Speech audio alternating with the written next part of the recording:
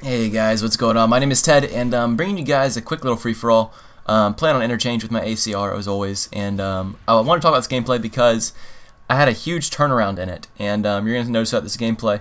I don't do very good at all in the beginning. I think I go like 5 and 5 in the very beginning, and then I remember thinking to myself in this game, I was thinking, you know, what can I do to turn around this game because it's not going very well. And I think a lot of people fall into the trap of when they're doing bad, they just rage, and when you rage, you don't play very well. And because of that, you just keep doing bad. And I've fallen for that many times today. I've been playing quite a bit actually today. I just recently got off. But you need to step in your mentality. You need to think, you know, when you're doing bad, instead of sitting there and raging all day long, you need to think, you know, what can I do to change my situation around? What can I do to get better? And what I did here is I decided instead of running around mindlessly, at the very end you're going to see I kind of quote-unquote camp or hold down a section of the map.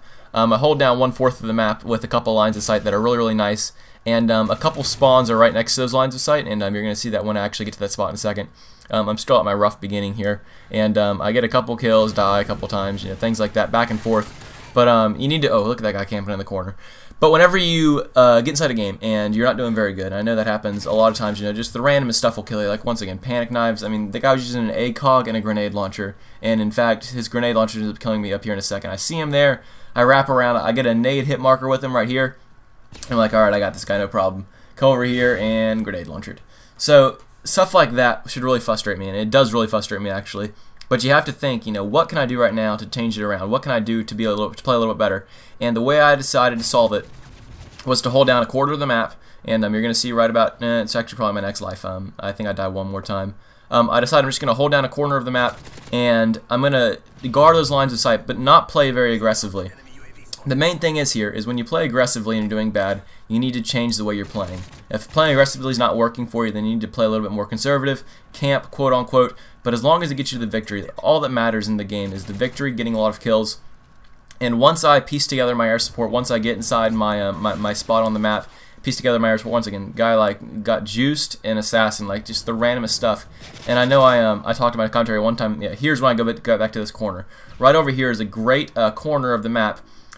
Things about corners of the maps is that when you're in the corner of the map, no one can spawn behind you. At least it's not very common. At least the spawn system still likes to put people on your back sometimes. But with this corner of the map, I don't think there's any spawns directly behind me.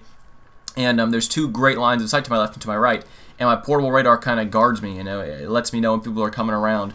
I mentioned this in my previous commentary, where I like to have the portable radar as kind of like my safe zone, my comfort zone, mind you, or will you? Because when I have my portable radar out, I know what's around me for the most part. Now, sometimes there's an assassin or some guy using assassin and dead silence, and those guys can sneak up on me. But for the most part, if they have a portable radar out, I feel pretty safe in my little corner, and or my corner, by corner I mean half the map. Because you're seeing, look at the line set that I'm covering with this corner of the map. Granted, I don't move behind this debris because keep in mind also that the debris is very good cover. And if people come back to you, you got to use that against them. I know a lot of times when people get angry and I say I kill them 3 times in a row, they're just going to keep coming back to me. And what that allows me to do is just keep getting repeat kills. I call that repeat customers. Guys that just get so infuriated with me because I keep beating them in gunfights that they'll keep coming down lines of sight in which they have no cover and I have perfect cover. I like my odds in that situation. You're going to notice one guy in particular, he tries to get at the end of that corridor, maybe outside right there, yeah, there he is. He tries to play like duck, duck, goose with me, or chicken, I guess, and he eventually gets closer and closer, but I end up taking him out.